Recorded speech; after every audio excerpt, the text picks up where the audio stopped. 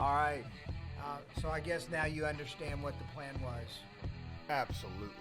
At Colts Law, we talk Indianapolis Colts football. We're going to stick to what we know, fundamentals and technique, 1% better every day.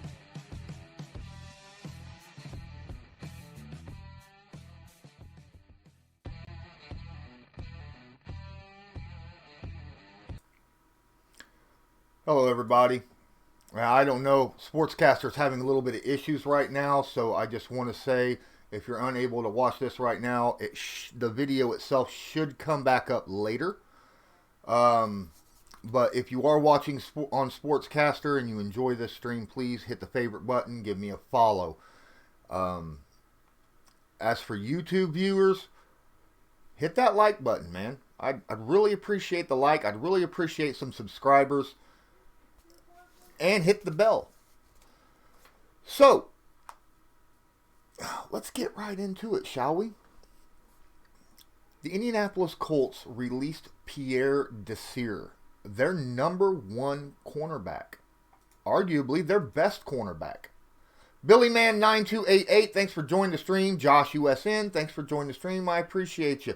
If you can actually see what's going on here, I would appreciate you letting me know in the chat, because I can't get the screen to load for some reason.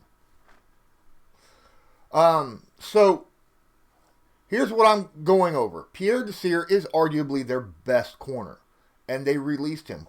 How does that affect them salary cap-wise? It gives them all kind of room. Last year, he was extended through 2021. All of his roster bonus was given year one. Last year, $8 million. This year, he was supposed to make $6.85 million, and in 2021, $7 million. But there's no dead cap on that contract at all for this year and next year. So releasing him saves all that money. But how does that affect the cornerback position for the Indianapolis Colts? That's a huge question, right? I mean, as of right now, with Pierre Desire gone, Rock Ya-Sin is going to be the starter at that position. And then you have Marvell Tell. Both of these guys are rookies from last year. Rock Ya-Sin had a little bit of issues during the Pittsburgh game. Got called like 4 or 5 times on pass interference. But didn't do very bad afterwards, right? He actually played incredibly well after that week, was hardly called at all, and according to PFF, was one of the best corners in the NFL during that period of time. Marvell Tell didn't get a whole lot of playing time. He did early on, not as much late, because Pierre Desire, Rock Ya-Sin, all of them started to get healthy. So he didn't play as much in the second part, but in the first half of the season, he played very well when called upon, because there was some injury concerns, especially against the Kansas City Chiefs. Now, to say that he was part of that defense when the Colts did not have some of their best cornerbacks to play, some of their best safeties, their secondary was absolutely distraught with injuries, and Marvell Tell was part of that defense that held that Kansas City offense to only 13 points. So that says something. Cornerback Kenny Moore, arguably the best nickel corner in the AFC, will also be there. We still have Quincy Wilson as well. Many people don't like Wilson. They think that he's been a failure at the position. Others think that he just needs a little bit more time, being he just got through his 3rd season. We'll see. Go ahead, feel free to let me know what you think, because quite frankly, what I think is that this move with Pierre Desire was actually a pretty decent one. It's been stated that Pierre will actually, if the Colts have the opportunity,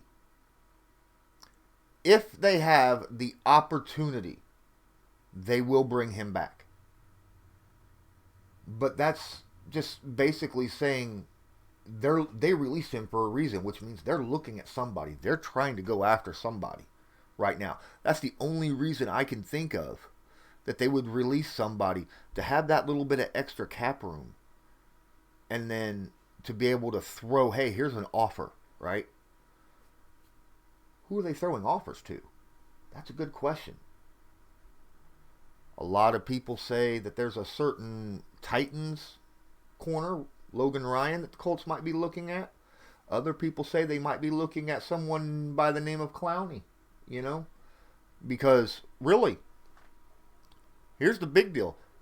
Does Clowney, if you add him with this whole new revamped defensive line for the Colts, that adds an enormous amount of pass rush between Justin Houston, Clowney, Buckner. We got some young guys out there that if they can stay healthy, show that they can play very, very well as well. Keisfer, thanks for joining the stream. I appreciate you being here. I hope that people could actually see this stream. I do not see that the stream is actually running, but hopefully it'll work. If not, I will redo this stream later for Sportscaster. I'd love to see him, if they released him to get Clowney, I think that would be huge. Absolutely huge, considering you wouldn't need the super, zone coverage guys when you have that kind of pass rush when you add Clowney. Okay? You'll need man-to-man press coverage guys, like Tell, like Rock Ya-Sin. These guys that could get up in the face, bump and run. When the pass rush get after the quarterback, they have to throw the ball quickly because you're getting to the quarterback faster. I like that idea if that's the way that the Colts are moving. Now, they said they're keeping their options open, which means, hey, if they don't get the guy, maybe they'll re-sign Desire to a new contract. That's quite possible as well. So this was my little quick release on the Pierre Desire release. Let me know what you think. I don't see why in the world some people would think that this release is a bad thing. I mean, yes, Pierre Desire was the best corner on the Colts, but we have some very young, up-and-coming corners also on the team. So hopefully everything turns out well, and I want to thank everyone for joining this stream. As I said before,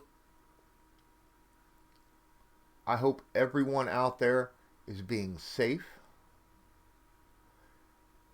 And until next time,